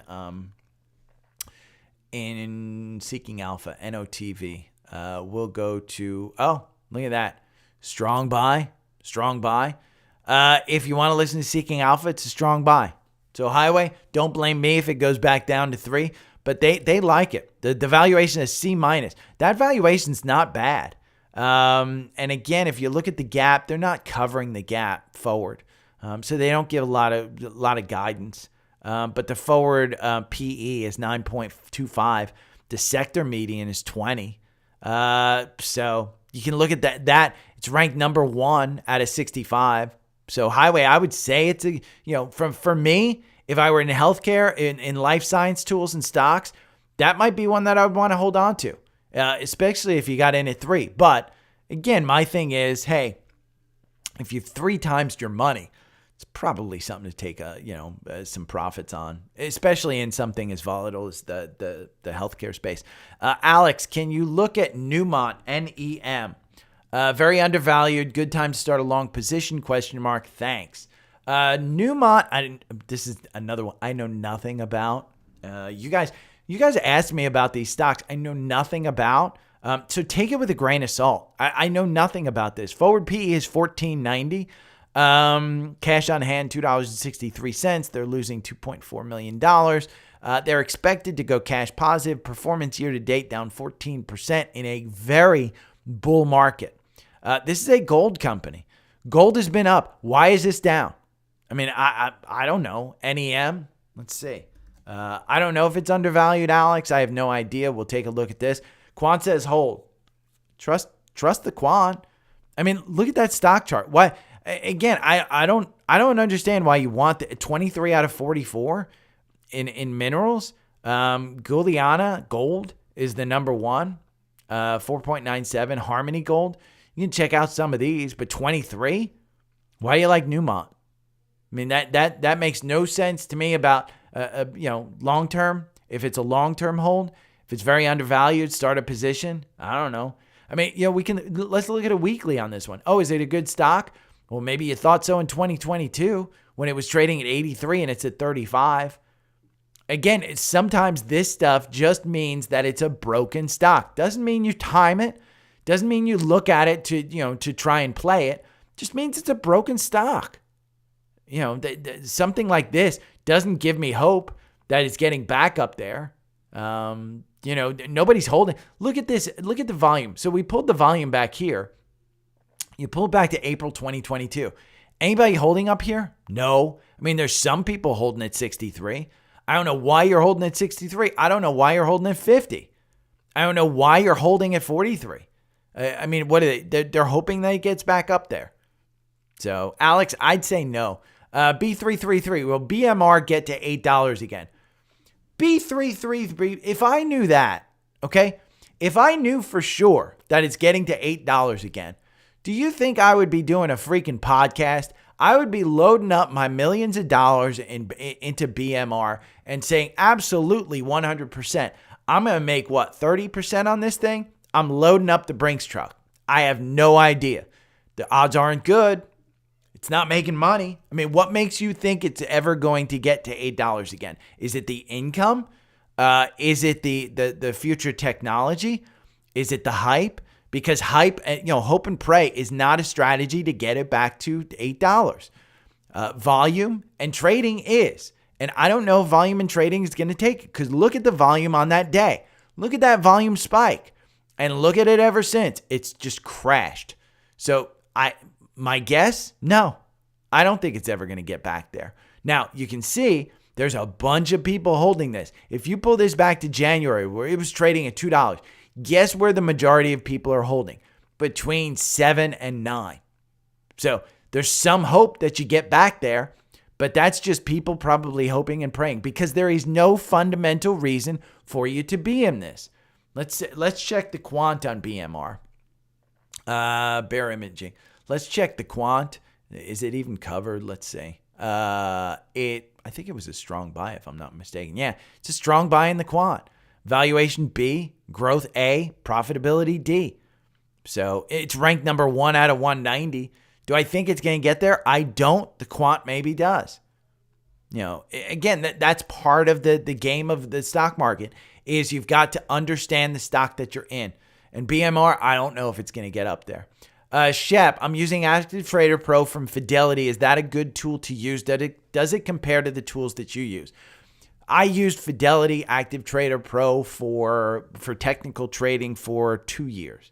So remember, I really got into technical trading. I understood charts, but I didn't really use charts as much as I do today until really 2000. And in 2000, I buckled down for months and months studying charts, understanding Apple, understanding Google, understanding Meta, understanding Tesla, understanding how these charts worked, how they moved, what the moving averages mean, what MACD was, what RSI meant, how successful traders, technical traders, understood how they used all of the Bollinger Bands, all of these volume metrics, how they trade around earnings, how they look at things from a technical standpoint. Active Trader Pro does that. It does it fine. Shep, it just depends. Think of Active Trader Pro as Active Trader Pro. I know the guys on the Tape podcast, they just got Fidelity as one of their sponsors. So they were touting Active Trader Pro. Active Trader Pro is as good as you need it to be. Technical trading, in my mind, is far superior on TrendSpider because you get alerts, because I can do custom time frames, because I can do back testing. There's no back testing in Active Trader Pro. There is no custom time frames in Active Trader Pro. There is a limit of what you can put on the screen in Active Trader Pro. So do I like it? No. But remember, I'm using Macs. So Active Trader Pro is built on a Windows platform, so I was not optimizing it either. But do I think that you need a TrendSpider instead of Active Trader Pro? No. If Active Trader Pro is providing you the tools that you need, then it's good enough. I used it for years, up until I think I started using it in, I think about 2018 is when I started using Active Trader Pro. And then I moved over to TrendSpider in 2020. So for a couple of years, I used Active Trader Pro by itself with Trade Armor. I loved it. It was slow as fuck, but I liked it. And it was because I loaded too much crap into it. That's what it was. There's a great setting in down in the bottom right-hand corner of Active Trader Pro, tools in use. And so in the bottom right, if you are getting a slow performance, Shep, just know that tools in use works. And with Fidelity, when you use Active Trader Pro, go and get Active Trader Pro training. That's the best thing that you can do, Shep, because Active Trader Pro, Fidelity has custom workshops. And if you go to news and research, I think it's news and research here, and you go to learn, news and research, and then learn. This is where Fidelity blows everybody away. And you can take a look at upcoming events. You can figure out get started. You can go to events here and say on-demand webinars. I think they have Active Trader Pro training in here. But Fidelity is phenomenal. So Shep, I can't tell you enough good things about Fidelity. I've been such a fan. This is how I used that Learn tab. Just go there and learn how to do stuff. It's great. And they have a morning session and stuff. I mean, they really do a good job. Sam wants me to discuss CRSP. I think this is CRISPR. This is generic therapeutics. I think it's based on DNA. So CRISPR is something that fills in the DNA. Typically, I think all biomedical companies use it or something. Algorithm has you out. This is one that Kathy Woods used to be huge on. I don't know if she is still as big on it as she was. CRSP, not Casper. CRSP, there it is. It's a strong buy in the quant. Buy from Wall Street, hold from Seeking Alpha Analyst. The valuation is a D. But when you go over here and you look at the PEG ratio, where's the PEG? PEG ratio, yeah, it's not guide. So it's hard to say whether I like it or not. The quant says strong buy. Janux is the number one biomedical. But CRISPR is, where is CRISPR? Let's see. CRISPR is, we'll go back here. I think it's 11. 36 out of 512. It's a healthcare stock. I don't know anything about it, Sam. But I do know they have a good solid company. Now, I don't think that their earnings are very good, and it's kind of overvalued, if I remember correctly. Yeah, they're losing money. This was a Cathie Wood stock. Year to date, it's up 20%. Over 1 year, you're up 69%. They had some problems, and I think Cathie Woods dumped this stock, to be honest with you. Initiated February 2024. Wolf, no price target, but the target price is 85. It's trading at 75. Take it with a grain of salt because most of those 85s are back in 2023. So nobody, this TD Cowen in December, they put it down to 30, and it's trading at 75. Back in December, this was trading at 60, around $70, and they put it down to 30. So it's the valuation. So decide if you like it. Taylor Springer, TRUG. I am scared I may have made a mistake. I think, is this True Golf? True Golf Holdings. I don't know if you made a mistake, but this is a super small company. Electronic gaming and multimedia, they're losing $610,000. They have no sales. So they're not making a product, it doesn't look like. I would say you made a mistake, but if I remember correctly, TRUG, I think it depends on the time that you bought.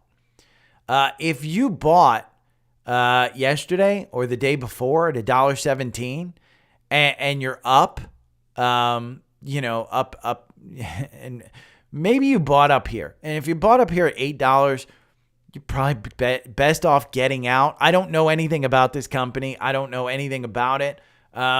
It's super small, and there's no earnings. This is like DWAC. There's no earnings. There's nothing to talk about. So volume, 436,000 shares. But 1 year, you're down 82%. Year to date, you're down 84%. But in 5 days, you're up 37%. So, Taylor, I think it depends on when you bought. If you bought 5 days ago and you're up 40%, high five. But the fact that you think you made a mistake, I think you're probably in this 80% loss. Get out while you can. Again, I don't know anything about it. What led you into buying this other than hype? But what led you into buying this? This, to me, identifies as a SPAC, trading at about $10. And a SPAC is always a mistake. It's always a mistake. There's no ifs, ands, or buts. SPAC is 100% a mistake. So we can look at this. Let's see, pre-market movers. It doesn't give us any kind of thing. But True Golf, it's just, if you got into this early, you made a mistake. But, again, you have to find out why you got into it. If you know anything about it, if not, get the hell out because you're seeing a blip. You're up 40% in 5 days. Why wouldn't you get out? But again, I don't know anything about it. Pozo Packer, GOEV. I think this is Canoe, if I'm not mistaken. Yes, Canoe. This is an EV maker. EVs have been out of favor. Strong sell from the quant. I don't know why you would get into this one. It's a company that I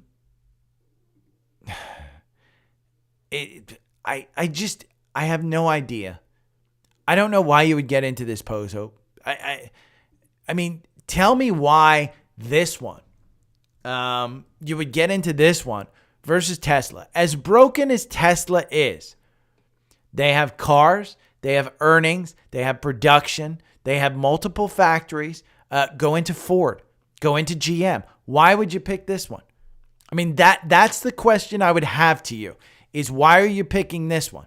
And if you can give me some fundamental reasons why you're picking this one, because it's clear from a valuation standpoint, from a growth standpoint, from a momentum standpoint, from a profitability standpoint, maybe you're saying, hey, CapEx to sales, maybe that's a really good stat. Everything else on this profitability is an F. So momentum, F. It's consumer discretionary, 30 out of 32. It's one of the bottom ones. Toyota's the number one. Subaru, General Motors, Volkswagen, Honda, Li Auto. You could have bought any of these. What made you buy GOEV? Or if you didn't buy it, I would say do not buy it. Pick any of these other 32 companies. Anything above there, and I think you'll do better. But, again, Canoo, I love their designs. I love their thought process. Just making cars is a tough business. Now, if you bought here in the algorithm at $1.93, that's a fantastic buy because you're up 100% in 6 days. 100% in 6 days. Again, it matters timing. But this reverse split, one stock for every 23, that's never good. That's the reason companies remain. That's just, hey, we're going to go bankrupt and we're going to be delisted and we can't issue more stocks unless we do a reverse split. And when we do a reverse split, we're going to devalue the consumer base. Look at this volume. I mean, this is what drives the stock up, that volume pop, and then you've got something in here. I don't know what would drive me. I don't know what the news is, but in my mind, this is 100% a trade. It is not an own. So absolutely trade. Manufacturing facility gets foreign trade zone status, shares rise. I mean, great. It got, gets foreign trade zone status. That means that I think they save on importing. After the U.S. Department of Commerce approved Oklahoma facility as a foreign trade zone. Designated will allow the elimination of all custom duties on vehicles sold to customers overseas for deferral of custom duties on imported parts. Great. Doesn't mean they made a vehicle. Doesn't mean they sold a bunch of vehicles. Just means that it's going to be cheaper for them to export these to other countries. So I can't tell you enough about, hey, you've got to understand that what you're investing in. Do not trade on hype. You can trade on hype. I shouldn't say that. Do not invest on hype. Trade on hype all you want. Okay, scans. We are in a bull market. There is so many. Go to my newsletter and see the list of scans because there are a ton of them. Way too many to go over. I will go over levered ETF, TQQQ. We had QQQ. I told you at the beginning. QQQ gave us an entry.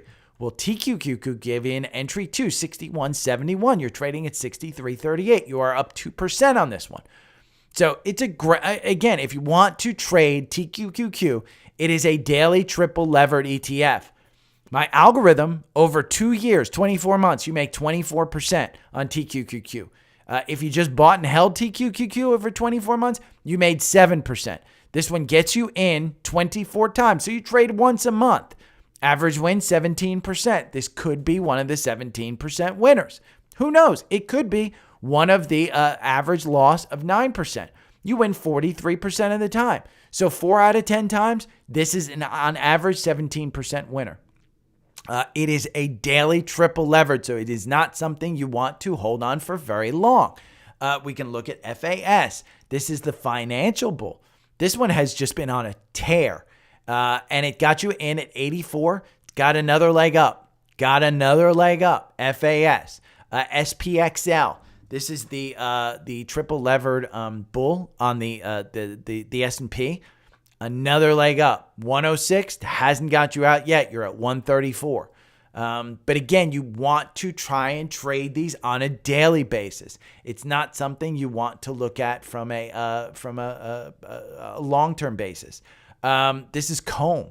This is, what is it? Granite Shares Bloomberg Commodity Broad Segment. I mean, look at that from 1908 to 1981. It's not a great one on the, but it got another leg up as far as a crossover. UPRO. This is the Pro Shares again. S&P 500. Everything is pointing to a bull market. Even NAIL, NAIL. This is the home builders. This is the Direxon Daily home builders suppliers. I think it's 3 times levered. NAIL, 137. 137 is the buy. You're trading at 143. Low-cost ETFs got you in. There are some important ones to say on the spider sectors. XLY, This is the consumer discretionary. This is in the core portfolio. This includes Tesla. This is what I'm in because I didn't want to be in Tesla. So I bought XLY. And if you want to see what's in XLY, go over to Seeking Alpha and you can go to XLY and it will give you a quant score on it. It will tell you whether it's a strong buy, whether it's a hold. It's a hold right now and the risk is C minus.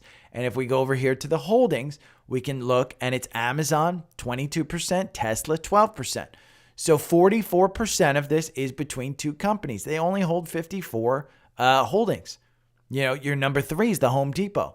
Great companies to hold. XLY, solid on that one. XLF, the financials.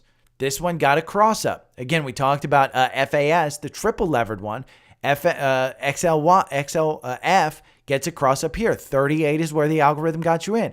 You know, my algorithm makes you 29% on this one over 24 months. You trade 20 positions, so not even once a month. You know, if you bought this 2 years ago, you're only up 4%. My algorithm gets you in and out. Average win 6%. You win 40% of the time. XLF, another sector, XLG. This is the top 50 S&P. This is the Mag 7, but just 50 companies. This one, algorithm makes you 35%. You know what you make over 2 years? 20% in this one. Again, the concentration of those top 50, if we go over here to Seeking Alpha and we look at what's in an XLG, you can see heavy weighted on technology, 41%. Microsoft, Apple, NVIDIA, Amazon, Meta, they all make up large portions of this thing. Even Berkshire is in here. So XLG, solid one. And finally, XLI. XLI is the final sector that got a cross up. So here you go. XLI is up 0.83%. Got you in at 112. You're at 125. If you go over here to Seeking Alpha and we see what's in XLI, you'll see breakdown industrials 93%. General Electric, Caterpillar, Uber, Union Pacific, Honeywell, RTX. I do own Caterpillar. I own Uber. My dad owns Union Pacific. So I own a little bit of Boeing. That's where this one's getting pulled down, but that's only 2%. Deere has been doing great. United Parcel, fine. RTX has been just, again, the industrial sector has been doing great. So if you have any questions, you can hit me up on the LinkedIn. Remember, TrendSpider is the first link. Seeking Alpha Premium, second link. Alpha Picks, save $50 on both of those. When you subscribe to them, I will have the Steve Kress interview. Again, go look at that at that clip. He's just a master at it. So if you have any questions, hit me up. Join Webull. And again, the newsletter. The newsletter is the number one thing you can do. It's free. And remember, it's broken up into sections, so you don't need to listen to me for an hour a day. Usually at the top, I'll include some charts of stocks that I'm watching for the day. I'll include some sale links just because, again, I'm an affiliate of these places, so I need to make a living. Support me by signing up for I sell tools. I don't sell a course. I sell tools.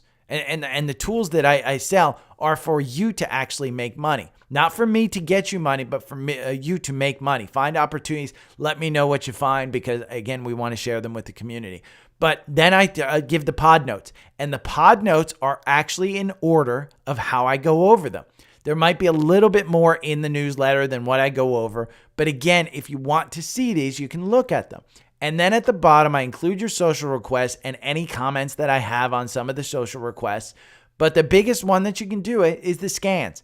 And if I have scans that are super positive and I really want you to look at, I'll include the charts for those. So if you have any questions, hit me up. Sign up for the newsletter. I will talk to you guys tomorrow. Take care. Bye. Wow. I stayed on here for a long time.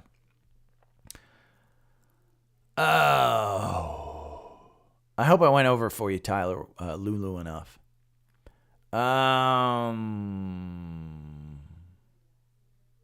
You don't need courses, Q. Go watch YouTube.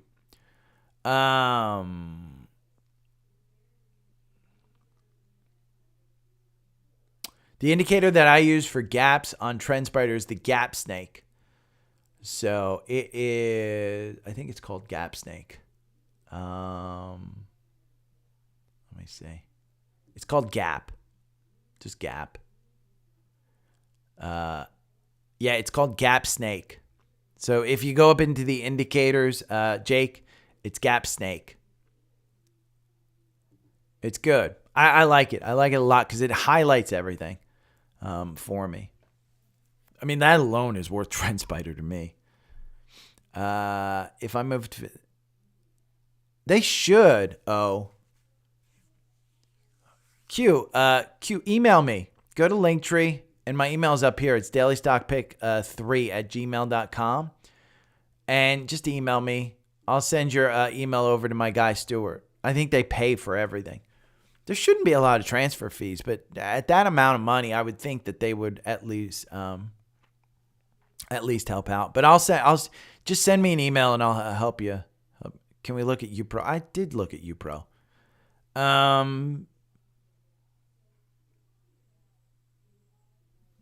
Anon was great. I mean, just clothing in general. I mean, shit. Buy LULU. I mean, if we want to look at here, we'll look at Anon, and we will look at peers. I mean, these are the companies that are their peers, and you look at 1 year, Crocs, SKK, which is Skechers, is up even more than Anon. Shoe, Steve Madden. You look at 3 years, and Anon isn't even doing well. Crocs is up 76%. If we look at 1 month, Anon is up 11%. Crocs is up 21%. Wolverine Worldwide. If we edit the symbols, I'm going to just put in LULU. We'll put that in. And I'm going to move this up here. Compare. We put in LULU and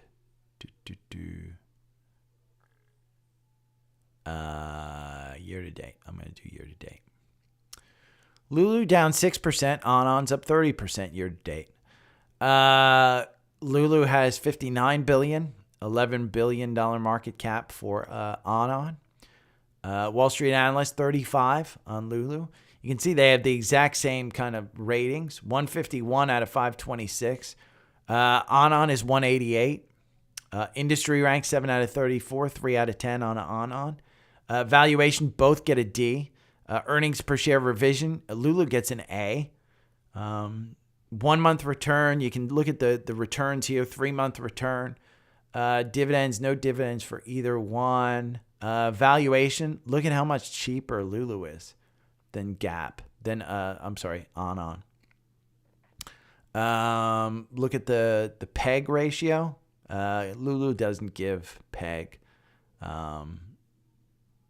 But revenue growth year over year, LULU's not growing based on revenue as much. Revenue growth forward, LULU's not growing as much. 3-year CAGR, LULU's not growing as much. That's where you really get the Anon stuff. Anon value is pushing it up. Profitability, they're about the same on gross profit margin. LULU beats them on EBITDA margin. Doubles, in fact. Net income margin, LULU beats them. Leverage free cash flow, about the same. Return on equity. I mean, again, LULU in my mind is undervalued right here, but it's all about the forward guidance and what they've actually done. So, that's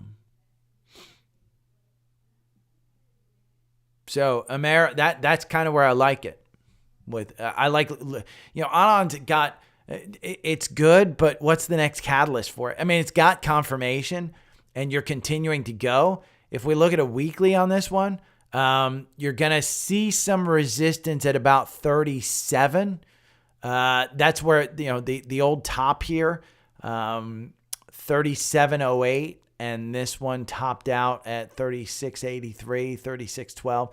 So 37, I think you'll see some resistance or some pullback. But I listen, it's 35.28. I told you to buy it back here, last week at 27. Under 30, you'd be making, nice 20% on this one. So,